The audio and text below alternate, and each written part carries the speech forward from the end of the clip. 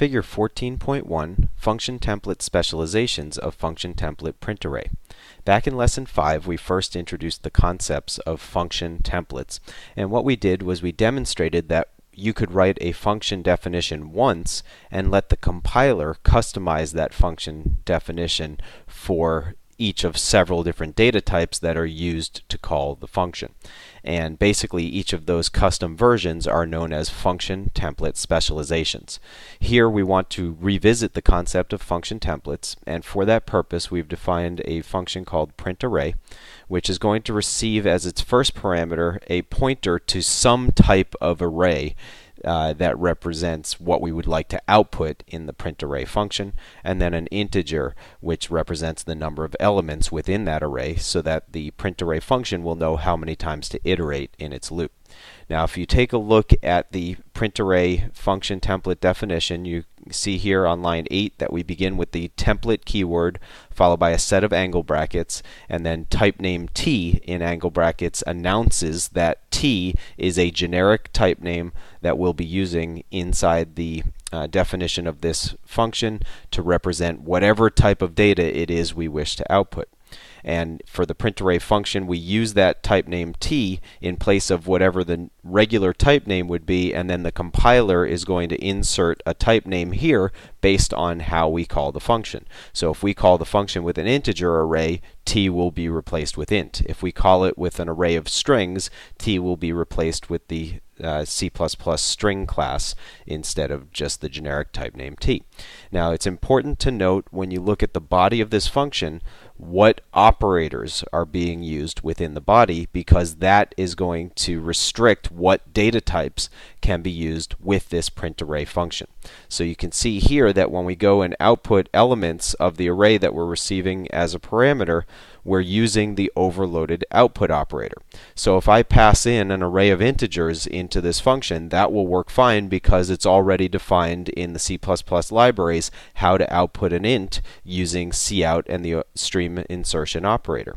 I could do the same with all of the different primitive types, and for example I can use the C++ string class, which has an overloaded output operator associated with it as well in this example. However, if I create some random class, let's say we create an employee class, and we don't overload the stream insertion operator for that employee class, then when we try to compile code that passes an employee array into this function, the code will not compile. So there are some restrictions on using data types with templates, and those restrictions often revolve around the operators that are used with elements of an array that you pass in, or a collection that you pass in, or just individual objects that you pass to a function template. So you'll have to study the documentation for any templates you use to see what operator requirements they have to decide whether or not you can use your data types with those templates. So in main of this example, we create 3 constant integers that represent the sizes of several different arrays: A count, B count, and C count. Then at lines 23 through 25 we create arrays. A is an integer array with A count number of elements, and they're initialized with the values from 1 through 5. B has B count number of elements of type double, and they're initialized with 1.1 through 7.7. And then the character array C is initialized with the string hello.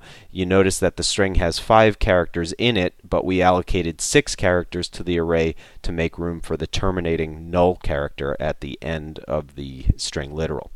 Now the next thing we do in our program is we call printArray 3 times, once for each of the arrays with the appropriate count specified as well. And as you can see, when we run this program, it is indeed going to be able to output each of the integers, each of the doubles, and each of the characters separated by spaces.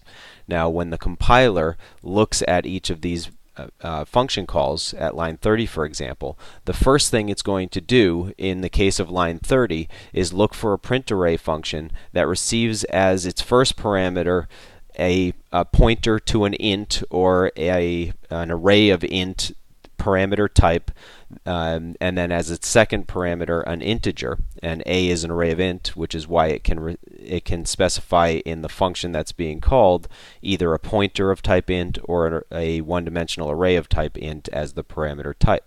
Now, there is no such function already defined. However, there is a print array template that can be used to create a specialization that is customized for type int. And in this case, what the compiler will do is copy lines 9 through 15, substitute int for t, and then it will compile that integer-based version of the print array function. If I have a subsequent call to print array that also receives an integer array as its first parameter and an int as its second parameter, then it will simply reuse the already generated code. Similarly, down at line 35, it's going to look first for a function that can receive a double array and an int for the count.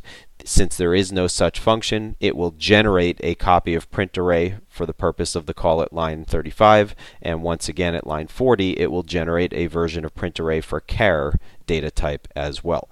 So again, this is another form of software reuse, where in this case we define the capabilities once and we let the compiler reuse that code to generate custom versions of the function based on the data types that we pass to the function. In the next example, we'll show you how to apply these template concepts to a class.